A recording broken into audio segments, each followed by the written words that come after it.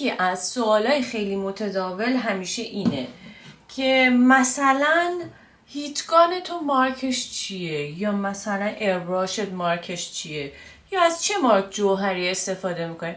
بچه واقعا خیلی درگیر مارک و مواد و متریال گرون نباشین. وقتی که شما یه کاری شروع میکنین مهم اینه که شما تمرین کنین اولش. هر چیزی که دم دستتون هست، هر چیزی که براتون تهیهش راحت تره، هر چیزی که فکر میکنین که توی این لحظه برای شما کار میکنه، از همون استفاده کنین. اصلا خودتون رو درگیر این مسائل نکنین که اگر من مثلا همون امکاناتی که فلان آرتیست داشت و فلان هنرمند داشته من هم داشتم میتونستم کارهای اون شکلی انجام بدم. نه، واقعا خودتون درگیر مسائل نکنین.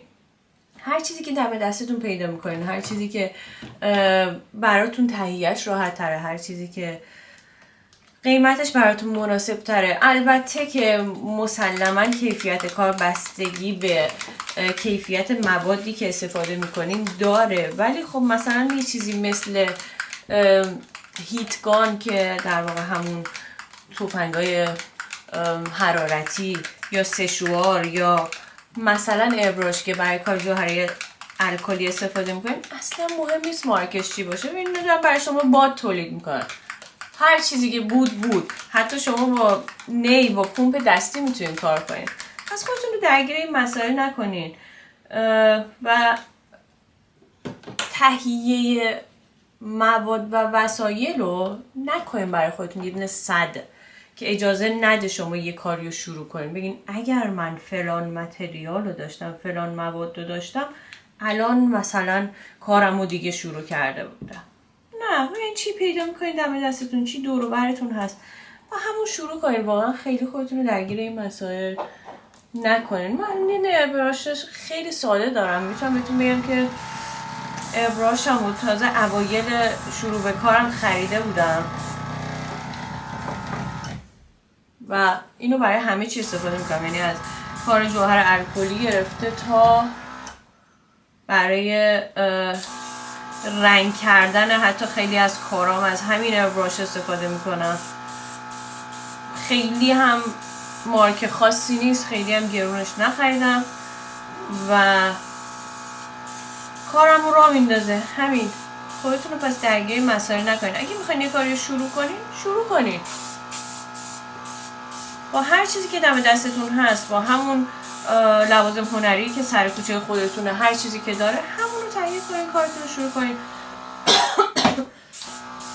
درگیر حاشیه نباشین، درگیر بهونه نباشین برای خودتون که یه کاری شروع نکنین. من موقعی که شروع کردم به کار جوهر الکلی واقعا هیچ آیدیایی نداشتم چیه.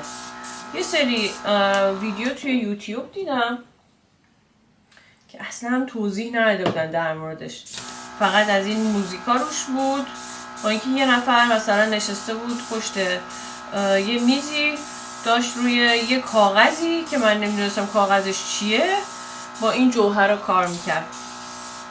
یه عالمه تحقیق کردم ببینم این چیه، چجوری میشه این کارو کرد، چی باید بخرم اصلا. و یادم اولین باری که جوهر خریدم حتی جوهرها رو اشتباه خریدم، یعنی حتی جوهر الکلی نبود. اگر که شما نگاه کنین، سرچ کنین توی آمازون از همون مارک خیلی معروف جکوارد یه سری جوهرهای دیگه هست که اصلا جوهر الکلی نیست. من ساده از اونا خریده بودم و فکر می‌کردم که خیلی خوب دیگه الان همونیه که اونجا تو یوتیوب خانمه داشت باش کار می‌کرد دیگه، همون باید باشه. خب بهتون بگم که واقعا اگه میخواین کاری رو شروع کنین دنبال بهونه نباشین و خودتون رو درگیر مسائل این شکلی نکنین که مارک فلانم چیه، فلان چیز رو اگه داشتم اونطور میشد. یه کاری دوست دارین انجام بدین، با ابتدایی ترین متریال شروع کنین به کار کردن و توی کاری که یاد میگیرین خیلی چیزا